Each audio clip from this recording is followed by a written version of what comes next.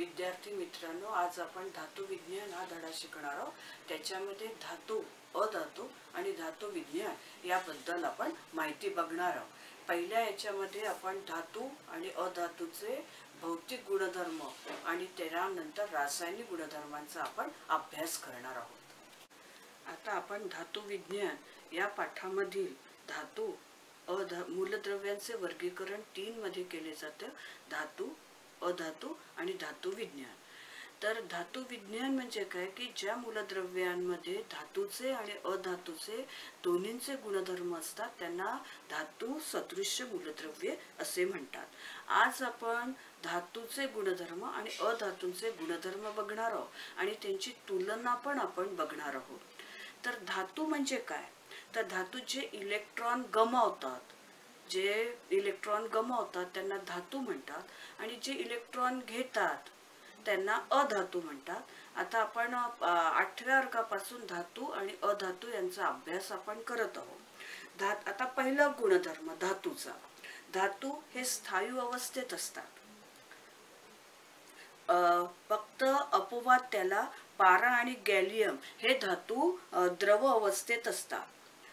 धातूंना चकाकी असते। आता आपल्या घरी पूजा असेल सत्यनारायणाची, तर आपण ती भांडी, पूजेचे पात्र आपण घासून स्वच्छ करतो, तर धातूला चकाकी असते। आणि वातावरणातील ऑक्सिजन आणि आर्द्रता तसेच काही क्रियाशील वायूंच्या सोबत धातूंच्या पृष्ठभागाची अभिक्रिया होऊन त्यांची चकाकी कमी होत जाते। उदाहरणार्थ मुंबई, जिथे समुद्र किनारा आहे तिथे हवेमध्ये आर्द्रता जास्त असते, तर मुंबई पुणे या भागाला चांदी ही काळी पडते, म्हणजे धातूवर त्याची अभिक्रिया होते। आता 2 गुणधर्म झाले। तिसरा गुणधर्म सांगते की धातूला ठोकून त्याची तार काढतात, त्याला तन्यता असे म्हणतात। म्हणजे धातू हे तन्यशील आहेत। आणि बघा उदाहरण, सोनं, चांदी हे जे दागिने तयार करतात तर हे धातूपासून होतात, तर त्यांच्यामध्ये गुणधर्म आहे तन्यता। आणि नंतरचा गुणधर्म आहे वर्धनीयता। तर धातूला ठोकून त्याचा पत्रा तयार केला जातो, त्याला वर्धनीयता म्हणतात। आता वर्धनीयता म्हणजे आता बघा आपल्याकडे कपाट आहेत, नंतर धान्य साठवण्यासाठी आपल्याकडे बाहे असतात, तर ते ठोकून आणि विमानाचा पत्रा पण वर्धनीय या गुणधर्मामुळे धातूपासून तयार होतो। आता बघा की धातू हे सगळे साधारणपणे कठीण असतात। उदाहरणार्थ ॲल्युमिनियम, तांबे हे जे लोखंड हे कठीण असतात। फक्त अपवाद त्याला गण 1 मधील जे अल्कधातू आहेत, लिथियम, सोडियम, पोटॅशियम, हे मात्र अपवाद आहे। ते धातूनी म्हणजे ते इतके मऊ असतात की आपण सुरीने त्यांना सहज त्यांना कापता येतात। आता नंतरचा गुणधर्म धातूंचा द्रवणांक आणि उत्कलनांक उच्च असतो। उदाहरणार्थ टंगस्टन धातूचा द्रवणांक सर्वात जास्त आहे आणि सोडियम, पोटॅशियम, पारा, गॅलियम या धातूंचे द्रवणांक आणि उत्कलनांक हे खूपच कमी आहेत। आता काही धातूंवर बघा, आता आपण देवळामध्ये जातो, देवळामध्ये आपण तांब्याची घंटा वाजवतो तर आवाज येतो, तर धातूचा गुणधर्म आहे नादमयता। आपल्या शाळेची बेल आहे, तिला वाजवल्यावर आवाज येतो, म्हणजे हे नादमयता आहे। आता ज्यांच्यापासून ध्वनी तयार होतो, आवाज येतो, हा गुणधर्म धातूंचा आहे। म्हणजे धातू हे नादमय धातू म्हणून ओळखले जातात। आणि धातूंचा मुख्य गुणधर्म असा आहे की धातू बघा, आता सोडियम आहे, मॅग्नेशियम, ॲल्युमिनियम, तर हे यांच्या शेवटच्या कक्षेमध्ये आता सोडियमच्या विभागणी बघितली आपण, तर सोडियम हा 11 नंबरवर आहे, त्याचा अणुक्रमांक 11 आहे। तर त्याचं इलेक्ट्रॉन विभागणी बघितली तर 2, 8 आणि 1। आता शेवटच्या कक्षेमध्ये 1 इलेक्ट्रॉन आहे, तर त्याला 0 म्हणजे राजवायूमध्ये यायचं असेल तर त्याच्या शेवटच्या कक्षेत 1 आहे, त्याला इलेक्ट्रॉन 7 हवे असतात, तर तो आपल्याजवळचा 1 इलेक्ट्रॉन गमावतो। जो इलेक्ट्रॉन गमावतो त्याला आपण धातू असे म्हणतो। आता याच्यानंतर आपल्याला अधातूंचे अधातूंचा विचार करायचा आहे, अधातूंचे भौतिक गुणधर्म. आता अधातूंच्या मध्ये बघा, अधातू हे काही स्थायू असतात, काही वायू अवस्थेत असतात, आणि फक्त ब्रोमीन हा अपवाद आहे, हा द्रव अवस्थेमध्ये असतो. आता वायू असल्यामुळे आपण विचार करतो की धातूंना चकाकी नाही, आपण त्याला घासता येत नाही. फक्त अपवाद त्याला आयोडीन आहे, हे स्फटिक हे चमकदार आहे. अधातूंना कठीणपणा नसतो, फक्त अपवाद त्याला हिरा आहे, की जो कार्बनचे एक अपरूप आहे. सर्वात जर कठीण नैसर्गिक पदार्थ असेल तर तो हिरा आहे. त्याच्यानंतर बघा, अधातूंचा द्रवणांक आणि उत्कलनांक कमी असतात. आणि मुख्य म्हणजे धातू हे उष्णतेचे आणि उष्णता आणि विद्युतचे सुवाहक आहे, आणि अधातू हे विद्युत आणि उष्णतेचे दुर्वाहक आहे, म्हणजे त्याच्यामधून वीज आरपार जात नाही. आता याच्यामध्ये ग्राफाईट जे आहे, कार्बनचं अपरूप, हे विद्युत सुवाहक आहे, म्हणजे बाकी सगळे दुर्वाहक आहे, फक्त त्याचा अपवाद जो आहे ग्राफाईट हा विद्युत सुवाहक आहे. आता बघा, धातू हे क्रियाशील आहे, ते सहजपणे आपल्या जवळचे इलेक्ट्रॉन गमावतात आणि धनभारित आयन होतात, म्हणून त्यांना विद्युत घन मूलद्रव्य म्हटले जातात. आणि अधातू हे जे हे आहे ते इलेक्ट्रॉन घेतात, तर त्यांना विद्युत ऋण मूलद्रव्य असे म्हणतात.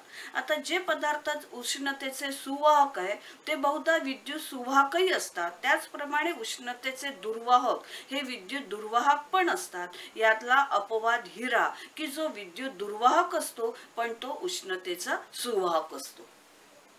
विद्यार्थी मित्रांनो, आपण धातू विज्ञान मधील धातू, अधातू आणि धातू सदृश्य याच्यामधील आपण धातूचे गुणधर्म, भौतिक गुणधर्म आणि अधातूंच्या भौतिक गुणधर्मांचा आपण विचार केला. आता आपण रासायनिक गुणधर्म धातूंचे ते आता आपण बघणार. धातू ही उष्णता आणि विद्युत वाहून घेणारी टिकाऊ घटक असतात. लोह, ॲल्युमिनियम, कॉपर, सोनं, चांदी हे घटक धातू म्हणून इलेक्ट्रॉन गमावून सकारात्मक आयन तयार करतात. अशा प्रकारे धातूंना इलेक्ट्रोपॉझिटिव्ह घटक म्हणून ओळखले जाते.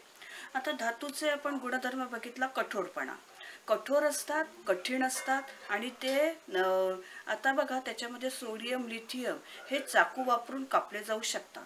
आता धातू मजबूत असतात, जास्त तन्य असतात. कॉपर, आयन धातूंचा वापर करून मोठ्या संरचना तयार करतात.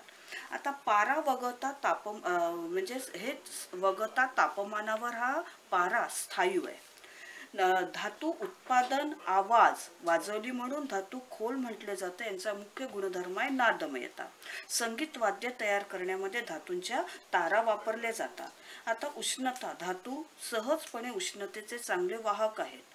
आणि सोनं आणि चांदी हे उत्तम कंडक्टर आहेत, गुड कंडक्टर आहेत. पीबी आणि पारा हे बॅड कंडक्टर म्हणजे विजेचे दुर्वाहक आहेत. आता वीज वाहक, धातू हे विजेचे सुवाहक आहेत. आता याला ग्राफाईट वगळता. वितळणे आणि उकळण्याचे बिंदू हे धातूमध्ये आहे, आणि धातूमध्ये उच्च वितळणे, आता सोडियम आणि पोटॅशियम. घनता, धातूची घनता सगळ्यात जास्त आहे. आता रंग, धातू हे राखाडी रंगाचे असतात, त्याला अपवाद सोनं आणि कॉपर हे आहेत. आता धातूंचे ऑक्साइड्स तयार होतात, तर धातूंचे ऑक्साइड्स हे निसर्गामध्ये मूलभूत असतात, आणि अधातूंचे ऑक्साइड हे निसर्गामध्ये आम्लरूपी असतात. आता खोली तापमानावर जो द्रव अवस्थेत असतो तो ब्रोमीन आहे, चाकूनी सहज कापता येतो तो सोडियम धातू आहे, आणि उष्णतेचा उत्कृष्ट मार्गदर्शक हा चांदी आहे, आणि उष्णतेचा गुड कंडक्टर सुवाहक हा पीबी शिसे आहे, आणि मुक्त स्थितीमध्ये आढळणारे धातू सोनं, चांदी आणि प्लॅटिनियम आहे. आता आपण धातूंचे रासायनिक गुणधर्म बघणार आहे. सोडियम आणि पोटॅशियम धातूंची पाण्याबरोबर अतिशय जलद आणि जोमाने अभिक्रिया होऊन त्यापासून हायड्रोजन वायू तयार होतो. आता हा सोडियमची क्रिया, रासायनिक अभिक्रिया पाण्याबरोबर झाल्यानंतर त्याचं सोडियम हायड्रॉक्साईड हे तयार होतं, हायड्रोजन वायू तयार होतो. आता बघा, इथे सोडियम सोडियमचे इथे 2 आहेत. इथे बघा सोडियमचे रेणू इथे 2 आहेत. आता इथे हायड्रोजन बघा 2 आहेत. इथे हायड्रोजन 2 आहेत आणि ऑक्सिजन 2 आहेत आणि इथे पण ऑक्सिजन 2 आहे. म्हणजे ही अभिक्रिया संतुलित झालेली आहे. त्याचप्रमाणे पोटॅशियमची पाण्याबरोबर अभिक्रिया होऊन पोटॅशियम हायड्रॉक्साईड आणि हायड्रोजन वायू तयार होतो आणि उष्णताही बाहेर टाकली जाते. आता बघा की सोडियमची पाण्याबरोबर अभिक्रिया होऊन धातूचं सोडियम हायड्रॉक्साईड धातूचे हायड्रॉक्साईड तयार होतो. हायड्रोजन वायू बाहेर पडतो आणि उष्णता. आता कॅल्शियमची पाण्यासोबत अभिक्रिया मंद गतीने होते आणि त्याच्यातून हायड्रोजन वायू बाहेर पडतो आणि हा हायड्रोजन वायू धातूच्या पृष्ठभागावर बुडबुड्याच्या स्वरूपात तयार होतो. म्हणजेच हा कॅल्शियम आहे हा धातू पाण्यावर तरंगतो. हे आपल्याला शास्त्रीय कारण विचारतात की कॅल्शियम धातू हा पाण्यावर तरंगतो. तर याचं उत्तर असं आहे की कॅल्शियमची क्रिया पाण्याबरोबर झाल्यानंतर कॅल्शियम हायड्रॉक्साईड तयार होतो आणि कॅल्शियम हायड्रॉक्साईड तयार झाल्यानंतर हायड्रोजन वायू बाहेर पडतो आणि हा हायड्रोजन वायू बाहेर पडून धातूच्या पृष्ठभागावर बुडबुड्याच्या स्वरूपामध्ये राहतो. त्याच्यामुळे हा जो कॅल्शियम आहे हा पाण्यावर तरंगतो. आता आपण बघितली सोडियम आणि पोटॅशियम आणि कॅल्शियमची पाण्याबरोबर अभिक्रिया. आता बघा ॲल्युमिनियम, लोखंड आणि जस्त या धातूंची थंड किंवा गरम पाण्याबरोबर अभिक्रिया होत नाही, तर यांची क्रिया वाफेबरोबर होते. वाफेशी त्यांची अभिक्रिया होते आणि ऑक्साईड्स तयार होतात. आता बघा इथे सोडियम आणि पोटॅशियम आणि कॅल्शियम यांची पाण्याबरोबर अभिक्रिया होऊन हायड्रॉक्साईड तयार झालं आणि ॲल्युमिनियम, लोखंड आणि जस्त हे जे धातू आहे यांचे थंड किंवा गरम पाण्याबरोबर यांची अभिक्रिया होत नाही, तर यांची वाफेशी अभिक्रिया होते आणि त्याच्यापासून हायड्रोजन वायू मुक्त होतो आणि ऑक्साईड त्या धातूचं ऑक्साईड तयार होतो. आता ॲल्युमिनियमची पाण्याबरोबर अभिक्रिया होऊन ॲल्युमिनियम ऑक्साईड तयार होतं आणि हायड्रोजन वायू बाहेर पडतो. आता बघा इथे आपण हे संतुलित समीकरण बघताना ॲल्युमिनियमचे 2 आहेत. बघा इथे आपण ॲल्युमिनियमचे 2 आहेत. ऑक्सिजनचे बघा 3, ऑक्सिजनचे इथे 3 आहेत आणि हायड्रोजनचे बघा 3 दुने 6, इथे 3 दुने 6. म्हणजे ॲल्युमिनियमची वाफेबरोबर अभिक्रिया होते आणि ॲल्युमिनियमची वाफेबरोबर अभिक्रिया होऊन ॲल्युमिनियम ऑक्साईड तयार होतो आणि हायड्रोजन वायू बाहेर पडतो. त्याचप्रमाणे लोखंड आयन याची पाण्याबरोबर म्हणजे वाफेबरोबर अभिक्रिया होऊन आयन ऑक्साईड तयार होतो आणि हायड्रोजन वायू बाहेर पडतो.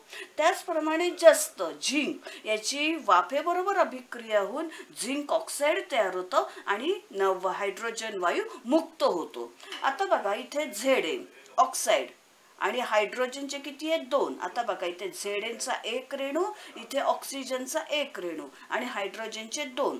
त्याचप्रमाणे बघा आयनचे इथे 3 आहेत, इथे आयनचे 3 झाले. नंतर बघा हायड्रोजनचे इथे किती आहेत 4 दुने 8. आता बघा इथे 4 दुने 8 आणि ऑक्सिजनचे 4 आहेत. हे बघा ऑक्सिजनचे रेणू म्हणजे ह्या दोन्ही बाजूच्या अभिक्रिया म्हणजे अणु रेणू हे समान आहेत.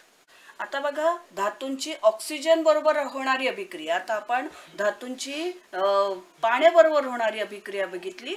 आता धातूंची ऑक्सिजन बरोबर. आता धातूंना हवेमध्ये तापवले असता किंवा हवेतील ऑक्सिजन बरोबर त्यांची क्रिया झाली तर धातूंचे ऑक्साईड तयार होतो. आता सगळ्यात जास्त जर क्रियाशील धातू असेल तर सोडियम आणि पोटॅशियम. हे आपल्याला विचारतात की अतिशय क्रियाशील धातू कोणते, तर सोडियम आणि पोटॅशियम. आता या सोडियमचा हवेतील ऑक्सिजन बरोबर क्रिया होऊन सोडियमचं ऑक्साईड तयार होतो. आता बघा सोडियम त्याची अभिक्रिया झाली, आता स्थायू अवस्थेत आहे म्हणजे इथे एस आहे लिहिलेलं. तर सोडियमची ऑक्सिजन बरोबर अभिक्रिया होऊन सोडियम ऑक्साईड तयार होतो. आता बघा इथे सोडियमचे किती झाले, इथे 4 आहे. आता बघा इथे सोडियमचे 2 होते, इथे 4 आहे म्हणजे 2 आणि 2 4, हे 4 झाले. ऑक्सिजनचे 2, इथे ऑक्सिजनचे 2 म्हणजे दोन्ही रेणू दोन्ही बाजूंचे म्हणजे हे अभिक्रियाकारक झाले आणि हे उत्पादित यांचे रेणूंची संख्या कशी झाली सारखी. आता हवेत उघडा. आता हा प्रश्न आपल्याला विचारतात की सोडियम धातू रॉकेलमध्ये ठेवतात तर याचं उत्तर शास्त्रीय कारण आता आपल्याला सांगायचं आहे की हवेमध्ये 30 डिग्री सेंटीग्रेड वर सोडियम धातू हवेमध्ये पेट घेतो, त्याच्यामुळे सोडियम धातू रॉकेलमध्ये ठेवतात. तर आता हवेत उघड्या ठेवल्यावर सोडियम धातू पेट घेतो, म्हणजे 30 डिग्रीला तो पेट घेतो आणि त्याच्यामुळे अपघात होऊ शकतो, त्याच्यामुळे तो रॉकेलमध्ये ठेवतात. आता सोडियमची अभिक्रिया ऑक्सिजन बरोबर झाली असताना सोडियम ऑक्साईड तयार होतो आणि हे जे सोडियम ऑक्साईड हे पाण्यामध्ये द्रावणीय आहे आणि त्याच्यापासून सोडियम हायड्रॉक्साईड तयार होतो, म्हणजे अल्क तयार होतो. म्हणजे ऑक्साईड बरोबर अभिक्रिया होऊन सोडियम ऑक्साईड तयार झालं आणि सोडियम ऑक्साईड हे पाण्यात द्रावणीय आहे आणि त्याची पाण्याबरोबर अभिक्रिया होऊन सोडियम हायड्रॉक्साईड तयार होतो. त्याचबरोबर आपण बघा प्रयोगशाळेमध्ये मॅग्नेशियमची फीज जाळली असता मॅग्नेशियम ऑक्साईड तयार होतो आणि हे जे बघा आता Mg आणि याची अभिक्रिया झाली ऑक्सिजन बरोबर आणि मॅग्नेशियम ऑक्साईड तयार होतो आणि हे जर मॅग्नेशियम ऑक्साईड पाण्यामध्ये द्रावणीय आहे, म्हणजे पाण्याबरोबर अभिक्रिया झाली असता मॅग्नेशियम हायड्रॉक्साईड तयार होतो. म्हणजे हे जे धातू आहे यांची ऑक्सिजन बरोबर अभिक्रिया झाली असता त्याच्यापासून त्या धातूचे ऑक्साईड तयार होतात.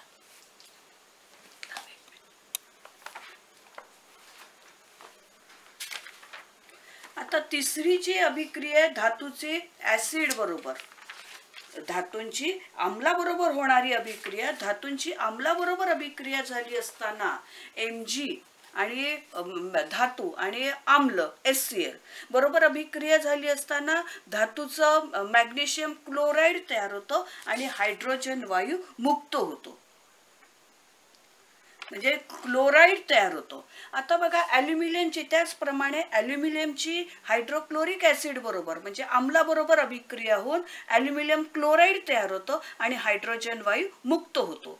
आता त्याचप्रमाणे आयनची हायड्रोक्लोरिक ऍसिड बरोबर अभिक्रिया होऊन आम्लाबरोबर अभिक्रिया झाल्यानंतर आयन क्लोराईड तयार होतो आणि शेवटची जी अभिक्रिया आहे धातूंची नायट्रिक आम्लाबरोबर अभिक्रिया होऊन धातूचे नायट्रेट क्षार तयार होतात आणि नायट्रेट क्षार तयार झाले की नायट्रिक आम्लांच्या सहमतीनुसार नायट्रोजनची विविध ऑक्साइड्स म्हणजे nitrogen oxide, nitrogen dioxide, nitric oxide हे तयार होतात. म्हणजे कॉपर तांब्याची जर नायट्रिक ऍसिड बरोबर अभिक्रिया झाली ती पण सहंत नायट्रिक ऍसिड बरोबर अभिक्रिया होऊन कॉपर नायट्रेट तयार होतो, नायट्रोजन डायऑक्साईड तयार होतो आणि पाणी तयार